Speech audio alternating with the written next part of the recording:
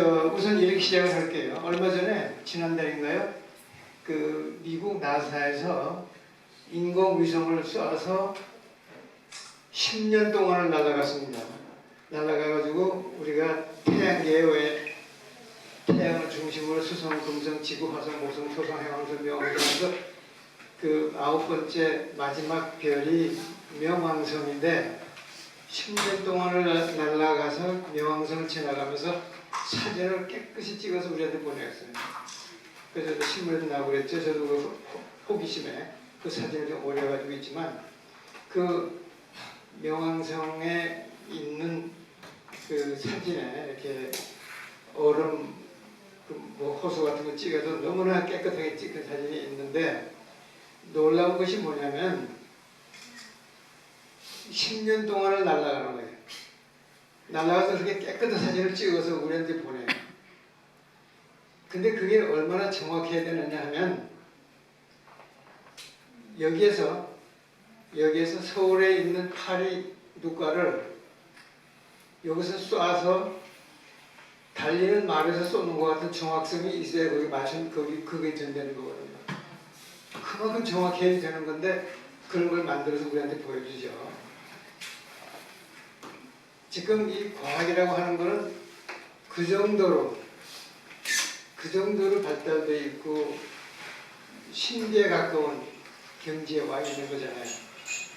결국 이러한 그 과학이라는 것은 무서워요. 뭐 아주 거의 정말 신에 가까운, 옛날에 생각하면 좀 신비스러운 거잖아요. 이런 과학 혜택을 우리가 받고 의학도 그런 혜택을 받고 우리가 산다는 것도 우리가 지금 건강을 누리는 중에 하나이기 때문에 이제 그것도 우리가 염두에 두고 의학에 접근해야 되는 거고요.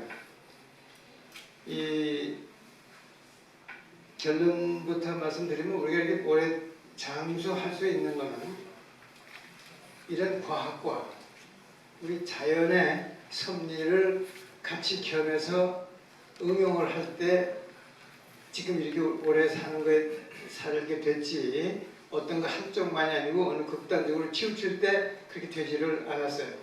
그러니까 이런 뜻이에요. 우리가 과학이 없어서 완전 자연으로 살았을 때 완전 자연인으로 살았을 때 우리 평균 수명이 30년도 안 됐거든요. 완전 자연적으로 살면 우리 30년도 못 살아요. 평균 수명이. 그래서 지금 우리가 80세, 90세까지 사는 거는 그런 과학의 힘이 또 거기 붙여가지고 그런 자연의 섭생과 더불어 과학의 돌봄으로 보살핌으로 여기까지 오고 점점 더 건강하게 살기 때문에 우리는 이 모든 지혜가 다 필요하다는 겁니다. 그 때문에 적당히 우리의 가장 강한 생물체는 적응을 잘하는 생물체인데 적응이라는 것은 적당히 반응하는 거예요. 그 적당이라는 게 아주 중요해요. 오버해도 안 되고 덜해도 안 되고 적당히 반응을 하는 것인데 그 가장 중요한 거죠. 그래서 적당히 반응하는 것이 적응이고 적응을 잘하는 생물체가 가장 강한 생물체인데 그러기 위해서는 이제 우리가 이런 지혜가 필요한데요.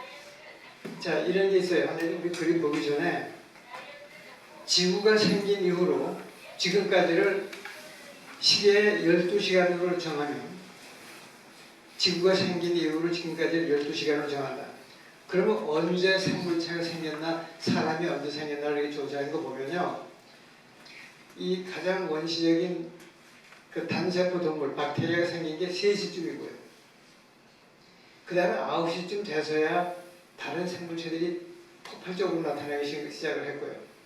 사람은 그 12시 중에 언제냐면 11초 전에 태어났어요. 생긴 지가 얼마 안 된 사람은. 그리고 그 생겨난 것이 이 지구상에 처음에 생물체가 없다가 박테리아가 생기고 뭐가 생기고 자꾸 생기죠. 근데 마지막에 지구에 나타난 게 뭐냐면 사람의 손이에요. 손.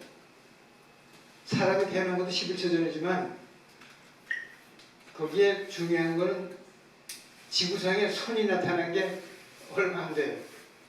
그 손이라고 하는 것이 지구에 나타나면서 우리 인간의 손 나타나면서 만들고 창조하고 이 파괴하는 거예요. 우주를 창조하는 그런 창조가 아니고 뭐를 이렇게 만들고 부시고 하는 그런 것은 손이 있기 때문에 됐는데 손이 생긴 게 얼마 안 되거든요. 그리고 이 모든 그 문화 창조라든가 이것은 손이 만들었는데 손 중에서도 엄지손가락이 왜 그런가면요. 사람밖에 없어요. 다른 동물 우리랑 비슷하지만 원숭이 침판지는 이 엄지손가락이 없어요. 이렇게 요 사이즈로 엄지 같은 건 있어도 그 기능이 엄지와 같지 못한 게 이렇게 새끼손가락하고 마주 못 봐요. 요 기능 때문에 이 인간들이 인간답고 이런 예술과 모든 기술을 만들어내고 그랬고요. 그래서 내가 지금 얘기하려고 하는 요점은 그런 손이 생겨서 손보기 시작했어요. 그래서 이 완전 자연에 손을 좀 보는 것이 우리에게 가장 편하게 만들어요, 우리를.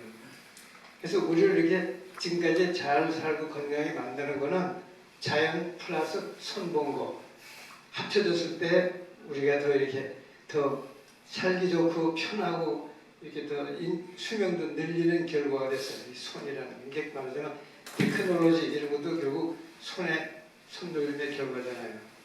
자, 일단 그렇게 하면서 우리 그림으로부터 이제 시작을 할게요. 아까 전홍준 교수님께서 결론으로 말씀해 주신 게 내 강의의 시작입니다. 이렇게 의학이라는 것은 그 자체가 과학도 아니고 그 자체가 철학도 아니에요. 단지 우리가 이제 과학이 뭐냐 하고 사전을 찾아보면요. 정의가 그래요. 과학이라는 것은 사물의 올바른 지식이다 이렇게 돼 있어요. 그 사물의 올바른 지식은 철학도 올바른 지식을 설명하려고 한 거기 때문에 그럼 뭐 과학하고 차이가 없네. 그런데 두 번째 정의는 자연 과학의 준말이다. 이게 과학이거든요. 그래서 거기서 약간 차이가 나죠. 그렇지만 어쨌든 여기서 제가 지적하려고 하는 건요.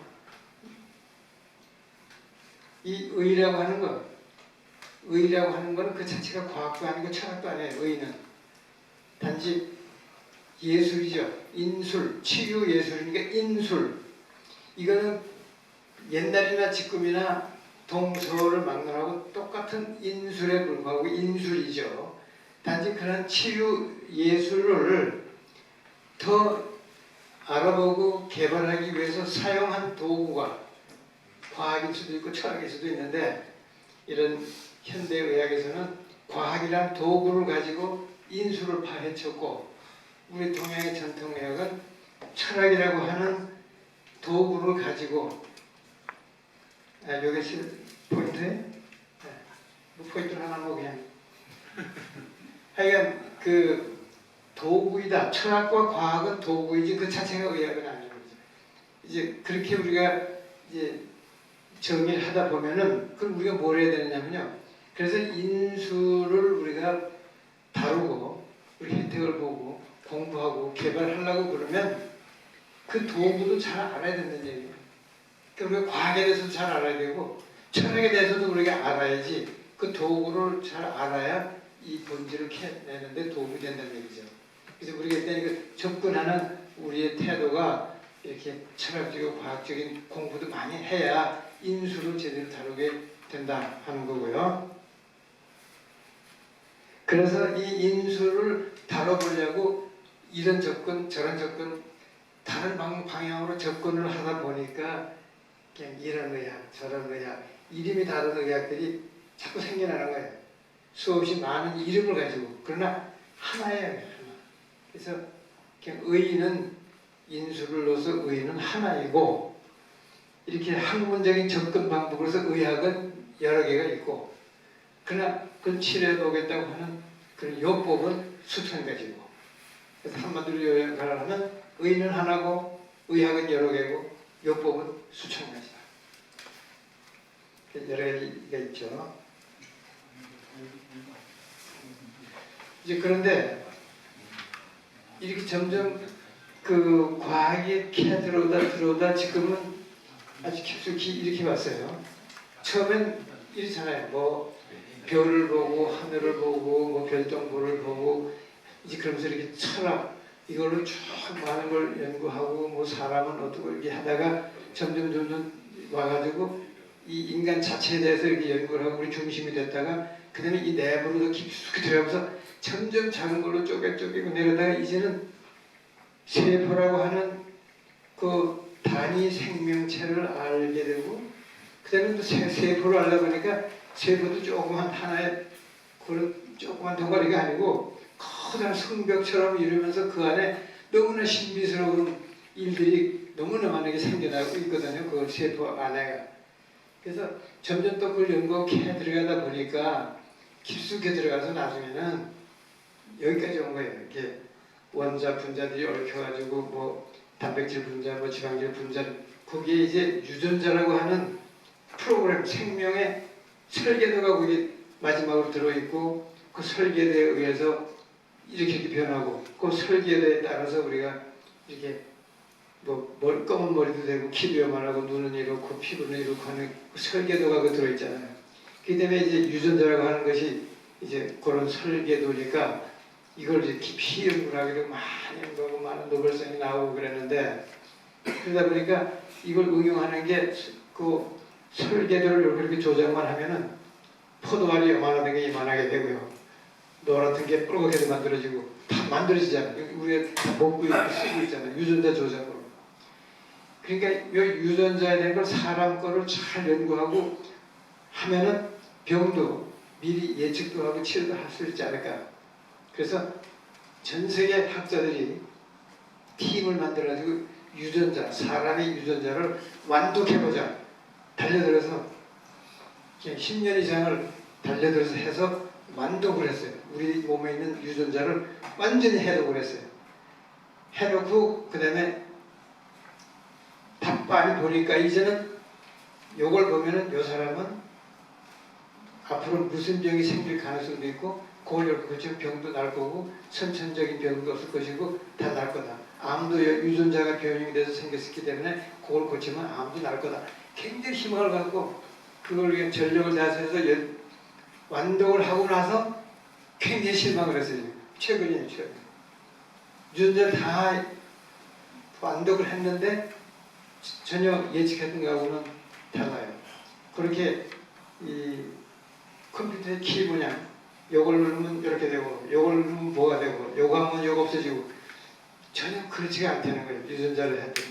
그거는 하나의 정보의 데이터베이스처럼 돼 있고 그것을 활성화시키느냐 억제하느냐 뭐 많은 것들이 또 그렇게 작용을 해줘야 그게 그 다음에 뭐 나타나기도 하고 안 나타나기도 하는데 그게 또 너무나 복잡해서 아직도 요원하지만 유전자도 한 10만 개 정도는 되리라고 생각을 했는데 다 판독을 하고 2만 5천 개밖에 안 돼.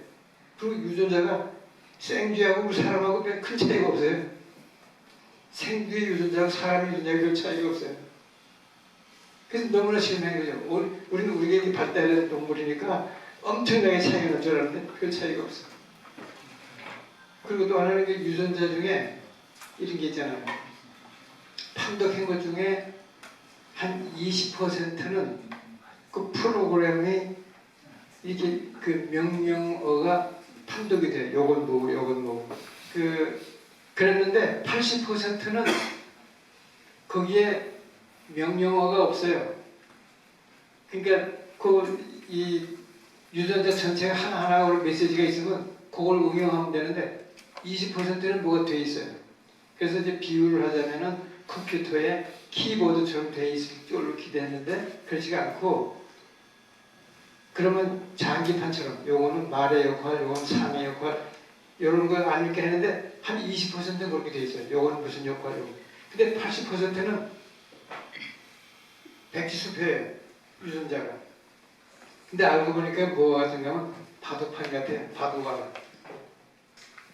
바둑알은 흰 거, 검은 거 가지고는 이게 쫄 역할을 하는지 포 역할을 하는지 모르잖아요. 그러나 이걸 어디다 놓는 거에 따라서 이 바둑 안에 힘이 다 죽여버리기도 하고 살리기도 하고 끌어버리기도 하고 뭐 공격도 하고 그러잖아요. 아무것도 아닌 알맹이 하나하나가 배열이 어떻게 되냐에 따라서 달라지죠. 유전자 80% 중에 그 대부분이 그런 식이에요. 결국 그거는 바로 어디서 생기느냐 하면은 우리가 뭘 하기 나름이죠. 백주수백보를 쓰기 나름이라는 얘기예요. 그래서 우리가 생활 습관이 중요하다는 거는 뭘 하냐에 따라서 유전자가 중요하긴 한데 유전자에 쓰는 명령어가 우리가 뭘 하는 것에 따라서 변한다고 얘기고 그 패턴, 바둑을 어디다 놓느냐에 따라서 다르듯이 달라진다는 얘기인데 그 유전자의 그런 기능을 백지장에다 써두게 하고 변하게 만드는 것들이 너무나 다양한데 그 중에 오늘 온종일 얘기한 것들이 다 그 포함돼요. 먹는 것도 그 역할을 하고 운동도 그 역할을 하고 호흡하는 것도 그 역할을 하고 그러니까 이게 바로 다 유전자에 영향을 주는 것이 이 우주의 리듬, 밤, 낮, 이 봄, 여름, 가을 그 여러 가지 뭐 우주에서 날아오는 무슨 파 이런 것들이 다 그 영향을 주고요. 또 이렇게 진화되는 과정에서 여러 가지 그런 거와 주위 환경의 이 모든 것이 거기에 영향을 주고 또 우리가 육체적인 것뿐만이 아니라 아까 우리 전 교수님도 다 말씀드렸지만 영적인 거라든가 비육체적인 것, 의식체라든가 이런 것들이 다 유전자를 변형시켜요. 지금 다 전부 연구가 됐어요. 그 유전자가 변형이 돼요. 그런 것들이. 그리고 그것이 또 다음 세대로 연결되는 것도 연구가 됐어요. 보니까 오늘 아침에도 강의 때 그 슬라이드 어떤 교수님이 강의했던데 보니까 음식도요. 이렇게 뭘 먹냐에 따라서 그 유전자에, 백지 유전자에 뭐가 붙어요. 아주 그것이 어떤 그 유전자 역할을 하는데 그게 2세대, 3세대, 4세대까지 넘어가더라고요. 그것이. 우리가 뭘 먹냐에 따라서 유전되고 2세대, 3세대까지 넘어가는 역할을 하는데 이런 식으로 가장 중요한 게 우리에게 유전자의 정보인데 그 유전자의 정보를 변형시키는 게 이렇게 우주적인 에너지일 수도 있고 진화적인 그런 측면에서도 가능하고 우리가 영적이거나 정신적이거나 의식적인 것 또는 우리의 그런 또 육신에서 자극 주는 것도 변형을 시킬 수 있고 그 다음에 또 성질에 있어서 성질 이게 달라요. 그게 뭐냐면은 물질의 성질이 질이고 비물질의 성질이 성이에요. 그것도 뭔 소리냐 그러면 이런 거죠. 우리가 뜨거운 거 먹으면서 시원하다 그러는데 뜨거운 목욕탕에 들어가면서 시원하다 그러는 뜨거운 거하고 시원한 건 반대인데 왜 뜨거운 거 먹으면서 시원하다 그러고 뜨거운 목욕탕에 들어가면서 시원하다 그러냐. 그거는 뜨거운 거 그건 온도, 질, 물질적인 표현이에요. 온도가 매다 뜨겁다. 근데 시원하다 그러는 건 성의 표현이야 이게. 질이 아니에요. 시원하다. 그건 쿨하다는 얘기예요. 시원하다는 건 속이 시원하다. 이거는 온도가 아니잖아요. 그 다음에 뜨거운 거 먹으면서 마시면서 시원하다 그러는 건 반대되는 개념이지만 다 하는 성, 하는 질을 표현하는 이런 그 올바른 표현이라는 뜻이고요. 근데 의학에서 우리 동양의학과 서양의학에서 보면요. 서양의학은 질의의학이고요. 동양의학은 성의의학이에요. 그래서 서양의학은 본래 전부 물질만 주로 하고 뭐 에비던스 증거 중심이라 그래가지고 물질적인 증거가 있어야만 증거라고 제시하는데 그래서 그 우리 사용하는 의학 수로도 전부 이래 지방질, 단백질, 당질, 광물질, 섬유질, 질질 전부 질로 표현하잖아요. 근데 한의학은 성, 음성, 양성, 경성, 연성, 알칼리성, 양성, 악성, 성을 얘기하잖아요. 근데 우리가 같은 콩팥을 얘기하고 간을 얘기해도 서양에서는 질적으로 얘기를 하고요. 동양은 성을 얘기하는 거예요. 근데 어떤 데는 서로가 안 통해. 같은 간을 얘기하면서도 이쪽에서는 성을 얘기하는데 이쪽은 질을 얘기하기 때문에 안 통하는 거예요. 근데 사실은 그런 성과 질이 같은 그 다른 측면을 얘기하는 그런 거죠. 그 다음에 우리 또 사람의 건강 질병관을 보면요. 건강하지만 아직 병은 아닌데 또 건강하지도 않은 상태가 있거든요. 그게 더 지나가면 우리가 얘기하는 병이라는 게 되고 그러니까 건강과 병 사이에 병도 아니고 건강도 아니고, 그래서 미병 또는 불건강 이런 상태에 있는데 대부분 사람은 거기서 가거든요. 그래서 우리의 이 심신의 건강을 얘기할 때는 이 전체 틀 속에서 얘기를 해야 돼요. 이 전부가 다 관계되고 이 전체가 다 우리 몸을 이렇게 만드는 이 유전자를 직접 변형시키는 거기 때문에 이 세포 하나가요. 우리 몸에 있는 게 우리 60조라고 하는 세포를 가지고 있죠. 그 세포 하나가 1초에 이 1000개, 10,000개, 거의 10만 개에 가까운 화학 변화가 일어나요. 생각을 해보세요. 1초에 상상할 수 없어 그냥 확 변하는 게 말도 못하게 변하는 게 우리 몸이에요. 그리고 1초에 1000만 개의 세포가 죽어요, 우리 몸에서. 그 1000만 개의 세포가 새로 생겨나기 때문에 1000만 개의 세포가 바뀌는 거야, 1초에. 그래서 하루 동안 접시에 담으면 한 접시예요. 우리 몸이 하루에 한 접시가 바뀌어요. 이렇게 빨리 바뀌는 것이 다 우리가 뭘 하느냐에 따라서 그거에 의해서 유전자도 바뀌고 몸도 바뀌고 세포도 바뀌고 너무나 빠른 속도로. 그렇기 때문에 우리가 뭘 어떻게 하느냐는 중요한데 그걸 변화시키는 유전자에 영향을 주는 건 이게 전부이기 때문에 그래서 이걸 전체를 다루는 거. 그래서 서양의학이 있고 동양의학이 있고 대체의학이 있는데 그걸 한데 묶은 것을 통합의학이라고 그러고 그건 의학을 한데 묶은 거고 그거를 우리가 더 넓혀서 생태계, 미생물, 환경, 우주, 영적까지 뻗친 그 전체를 우리가 전연의학이라고 그러고 혼론의학이라고 이렇게 불러요. 그래서 단지 아까 인수를 접근하는 방향에 따라서 여러 가지 이름이 있다고 그러지만 이제 그런 구태의 이름을 이렇게 정하자면 이런 뜻이죠. 그래서 이게 지금 말씀드린 대로 이렇게 다양하게 있는 거고, 우리 여기서 많이 지금 하는 게 다 아시지만, 우리 또 자연의학, 여기 강조하면서 그걸 중심으로 실생활에 지금 옮기고 실행하고 있는 거고요. 그래서 또 하나 우리가 관심 있는 거는 그런 통합의학 이런 것을 결국 누가 해야 되냐 뭐 이런 거. 제가 오늘 나한테 주어진 제목이 이렇기 때문에 여기 지금 포커스를 맞춰서 말씀드리는 거예요. 도대체 누가 해야 되냐 이런 문제가 있잖아요. 다 관심 있고 하는데 이 통합의학 이런 자연의학을 누가 해야 되냐 이런 게 문제가 돼요. 그래서 보면은 면허가 있는 의사들이 해야만 되는 게 있고요. 이제 우리가 얘기하는 대체의학 부분을 주로 얘기하는 거예요. 서양의학, 한의학 그거는 서양 의사나 한의사들이 하는 거고, 보건 대체의학이 이제 예를 들면 수백 가지가 되는 것들이 다양하게 있는데 그것들을 그럼 누가 해야 될까 하는 것에 있어서 어떤 거는 아무리 연구하고 뜯어봐도 이건 면허 의사들이 하는 게 좋겠다 하는 게 있어요. 왜 그런가 하면 저희가 하는 것도요 대체의학인데 수술방에서 마취의사들에다 놓고 이 모니터에서 이 많은 바늘로 이 뇌나 척수까지 들어가면서 거기서 조작하는 게 있거든요. 그게 대체의학인데 그런 건 의사가 할 수밖에 없어요. 그리고 그런 것도 수십 가지가 있어요. 그러니까 이렇게 면허 있는 의사들이 해야만 되는 게 있고 그 다음에 면허 있는 치료사들이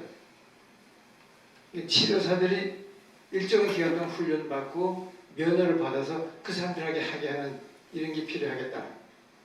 그러니까 이미 면허가 있는 치료사들, 물리치료사, 뭐 간호사, 작업치료사, 언어치료사, 또는 약사, 뭐 이런 분들이 이 대체학을 배워서 하는 방법도 있겠지만 그렇지 않은 일반인들도 일정한 교육을 받은 후에 국가시험이나 이런 걸 봐서 이 면허를 주는 이런 것이 필요하겠다 하는 게 있고요.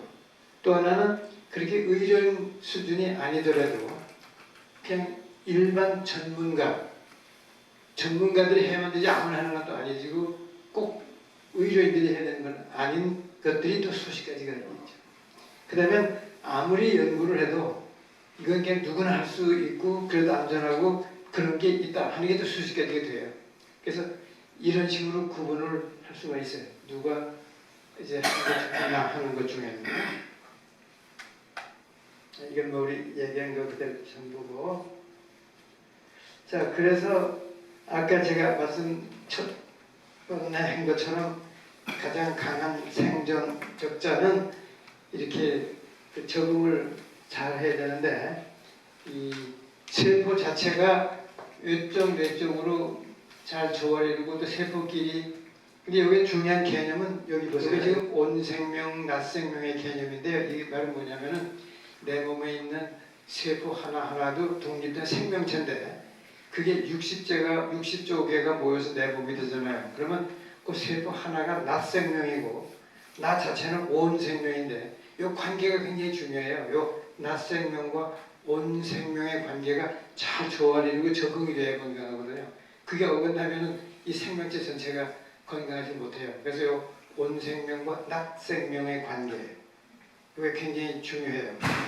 근데 그걸 유지하기 위해서 세포대로 내 몸은 내 몸대로 프로그램이 되어 있는데 그 프로그램 된 것이 이제 그 우리 의학수로는 아포프토시스, 그거를 이제 프로그램된 자멸사, 프로그램된 대로 죽어야 돼요.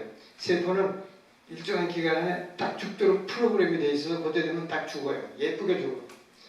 근데 거기에 어긋나고 그 말을 안 듣는 게 암세포들이에요. 프로그램에 따르지 않는. 그러니까 낫생명이 온 생명의 룰에 따르지 않는 거예요. 거기에 적응을 안 하는 거예요. 그래서 이 낫생명, 온생명은 이런 관계.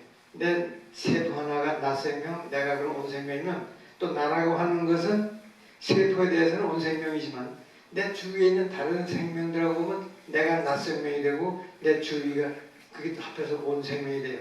그렇게 하다 보면 이 지구 전체의 생명체가 온생명이 되고 내가 낫생명이 되면 지구 자체도 하나의 낫생명이 되고 또 우주에 깔려있는 다른 생명들을 하면 그게 온생명이 되고 그렇게 커지다 보면 이 절대 우주 전체가 큰 생명인 거예요. 생명 덩어리고.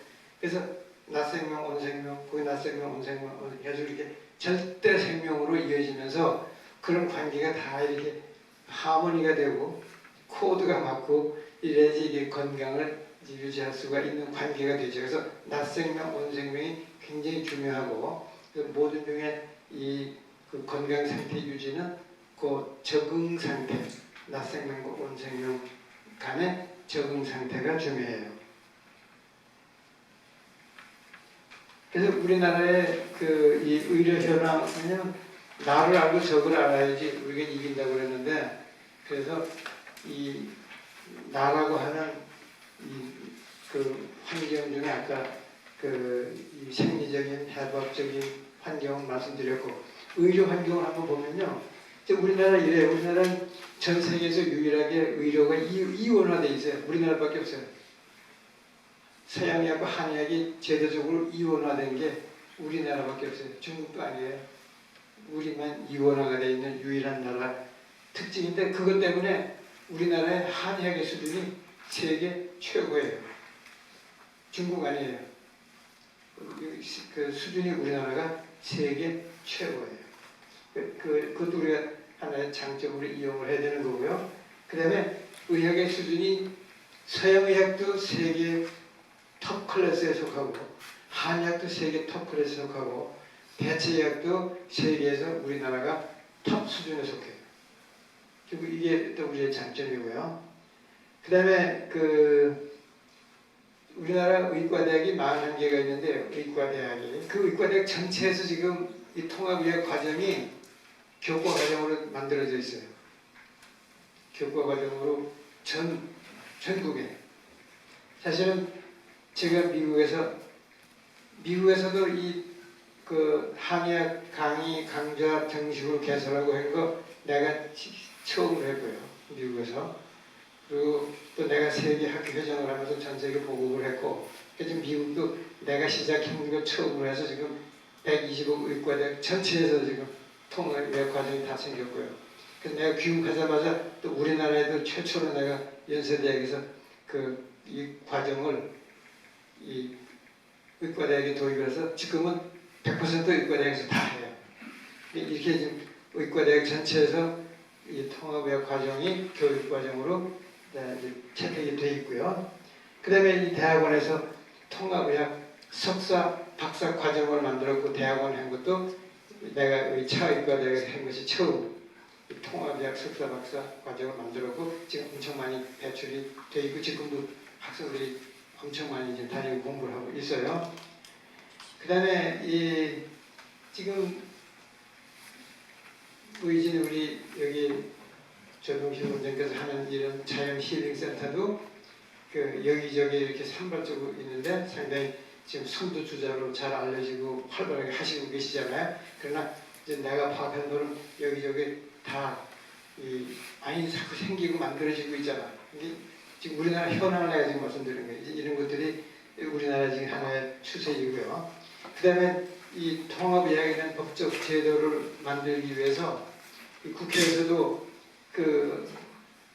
어떤 국회의원을 중심으로 몇십 명이 동조하면서 대체에 대한 통합의학에 대한 법을 제정해야 되겠다고 열심히들 지금 몇 회기째 열심히 해요. 그래서 그걸 제도화를 하려고 그러는데 그래서 국회에서 이런 통합의학법 제도화 거기 이제 전문가 자문위원단이 구성되어 있는데 제가 그 자문위원회 위원장이거든요. 그래서 국회에서도 제가 계속 자문을 지금 해드리고 있는데 이게 법제화가 추진이 이제 계속 진행되고 있고요. 그 다음에 정부 차원에서 만드는 통합의학 센터가 지금 출범했죠. 벌써 이 대구 쪽에 하나, 이쪽 장흥 쪽에 하나, 호남에 하나, 영남에 하나씩 처음으로 복지부에서 이렇게 통합의학 센터를 만들었어요. 그러니까 지금은 우리나라에서 변화되고 있고 움직임을 좀 소개하는 거예요. 이렇게 그렇게 조용해 보여도 상당히 활발하게 막 움직이고 이제 그런다는 걸 말하는 거고요. 그 다음에 학회, 협회, 뭐 이런 박람회 이런 거 이렇게 사방도 엄청 많이 생기고 있죠. 또 그리고 아까 여기 도표에서 말씀드린 건강과 병과 미병이라고 하는 것 사이에 의사들 간에서도 미병에 대한 연구들을 많이 지금 하고 이제 그걸 특히 이제 기능의학 이래가지고들은 집단적으로도 많이 이제 연구들을 하고 있어요. 자, 이런 게 우리 의료 환경이고, 자, 그래서 지금 슬라이드가 다 끝나가는데 제 얘기는 이래요. 이 통합의학, 또 대체의학에 관심 있는 분들은 그게 의료인이든 의료인이 아니든 이 분야에 관심 있는 전문가들 여기에 있는 분들이 전부 해당되는데 우리나라의 이 통합의학이 건전하게 이렇게 발전하고 성장하고 제도화하고 일반인이나 정부나 입법부에 이렇게 영향을 줄 수 있으려면 건전하게 성장하고 발전하려면 이거를 우리가 해야 돼요. 그건 뭐냐면 우선 바로 이 통합의학이나 대체의학이 문제의 해결사다 하는 이미지를 깨야 돼요. 그건 아니라는. 마치 서부 영화의 조맨처럼 문제가 생기는데 쌍꺼풀 탁 들고 조맨이 나타나가지고 악당들 땅땅 쏴서 싹 멋있게 사라지는 그런 게 바로 대체의학이다. 그런 인생을 주면 계속 거기에 대한 반발과 오히려 억제하거나 뭐 문제가 더 작성 그건 아니잖아요. 그러니까 이 해결 못하는 것에 완전히 해결사다 하는 그런 이미지를 자꾸 풍겨서는 안 되고 그런 역할을 우리가 해서도 안 돼요. 그래 만병통치라는 그런 개념을 주면은 지금 막 만병통치라고 사망하면서 하는 것 그게 내가 껴버려. 나도 그런 사람 중에 하나 돼버려 우리가. 그러니까 그런 이미지를 줘서도 안 된다는 얘기예요. 그리고 제도권 의학의 이걸 하나 경시하는 그 얘기는 뭐냐면 이런 거예요. 종합병원에 가서 인류병원에서 다 했는데도 안 낫는데 그걸 이러는 걸 했더니 낫더라 하는 생각이 그런 거 할 필요 없다 하는 걸로 돼가지고 이 치료부터 했으면 나을 사람들이 그건 아니라고 안 하는 바람에 시기와 때를 놓쳐가지고 살지 못하는 일이 생기는 이런 일이 생겨서는 안 되겠다는 거죠. 그렇기 때문에 이렇게 제도권의 의학을 경시하는 풍조를 조장하는 것은 안 된다. 그런 거고요.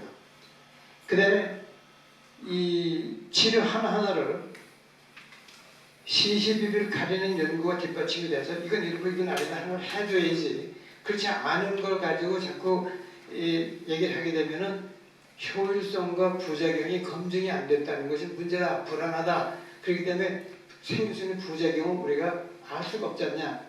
이런 불안감을 해소해줘야 된다는 얘기고. 그러니까 연구를 많이 해야 되겠죠.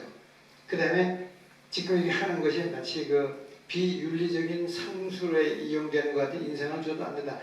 이것이 말하는 이 법을 만드는 사람들이나 또 일반에서 이렇게 삐딱한 시각으로 우리 대책을 보는 사람들의 경고이기 때문에 이런 경고를 이기려면은 이런 거를 시원스럽게 대응을 해줘야 된다는 얘기죠. 우리들이 이게 그게 아니다, 이렇다, 이건 이렇다. 그리고 또 연구를 했더니 이렇다, 시시비를 딱 가려주고 이래야 돼요. 그렇기 때문에 예를 들면 나는 이런 연구를 하다 보니까 의사들이 예를 들면은 그거 어쩌고 그러면 그거 뭐 해서는 안 된다 저거 그러면은 나는 그래. 무슨 근거를 하지 말라고 그러느냐. 근거 대라. 하지 말라는 것도 근거가 있어야지. 무슨 근거를 하지 말라.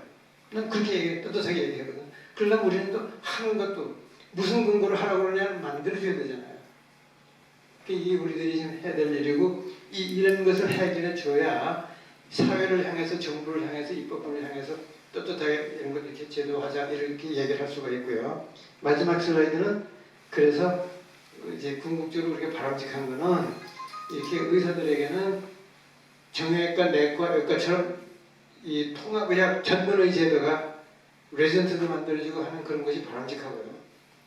그 다음에 이런 의사들이 아닌 사람들에게는 일정한 교육과정과 뭐 시험이나 뭘 통해서 면허 제도로 이어지는 것이 바람직하고 그 다음에 그런 것을 보험에서 정식으로 탁탁 커버하는 그런 제도로 이어지는 게 바람직하고 이러기 위해서는 여기가 중요해요. 이렇게 그 교육, 임상, 연구, 제도 이 네 개가 상의 네 다리처럼 이렇게 동시에 진화돼야 돼요. 뭐가 하나가 먼저가 아니에요. 그러니까 예를 들면은 그 제도가 이제 만들어져야 되는데 그럼 제도를 만들려고 그러면 누구한테 주고 뭐 동종요법은 주고 뭐 향기요법은 안 주고 무슨 근거로 그러니까 그 근거가 이제 연구로 다 뒷받침돼 있어야 이건 주고 이건 안 주고 이건 돼 있잖아. 그러니까 그런 연구가 뒷받침돼야 돼. 연구는 그럼 무슨 연구? 실제로 환자를 치료하고 그런 업적이 있고 근거가 있어야 되기 때문에 임상이 뒷받침돼야 되고 그러니까 그 임상을 하려다 보니까 알아야 임상을 하니까 가르쳐줘야 되고 그러니까 교육이 있어야 된다.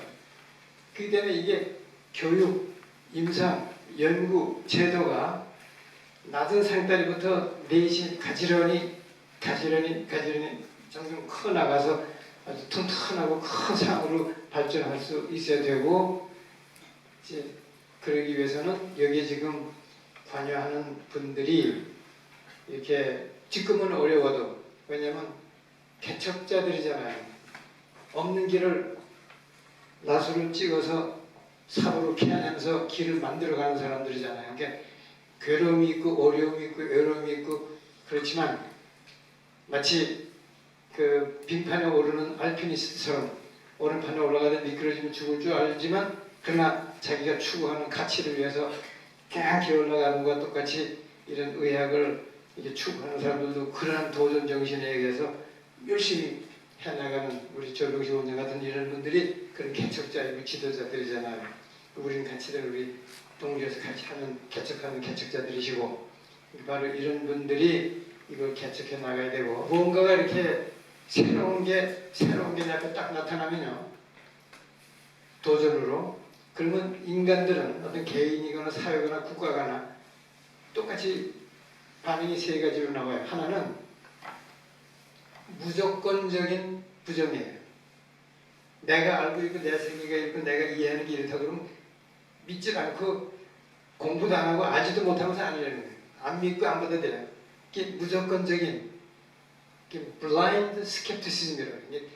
정말 그건 아니고 야 그거 뭐 이러는 그 그 무조건적인 부정. 근데 또 반대가 있어.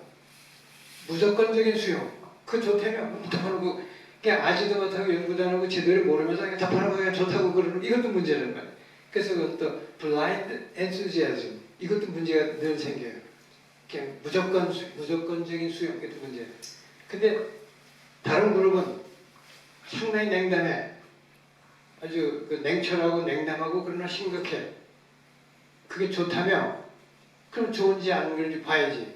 앞뒤를 보고 열어보고 깨보고 하면서 실제로 좋은가 나쁜가 분석해보고 해보니까 이렇더라 아니더라 하는 그런 아주 진지한 그 연구가 그런 해보니까 먼저 하니까 개척자고 지도자들이고 모험가들이고 그렇잖아요. 바로 여기 계신 분들이 그런 분들이죠. 그래? 그렇다 한번 해보자. 그러냐 이러냐 해보니까 이렇더라 하는 거죠. 이제 그래서 이 인류 역사상 실제로 공헌을 하고 발전을 만들어준 사람들은 요 그룹이에요. 진지하게 이렇게 시시비비를 가리도록 캐내보고 연구하는 그런 분들이 지도자이고 새로운 걸 만들어내고 또 새로운 역사를 만들어내는 그런 훌륭한 분들이고 그분들이 다 이 방에 앉아 계시네요.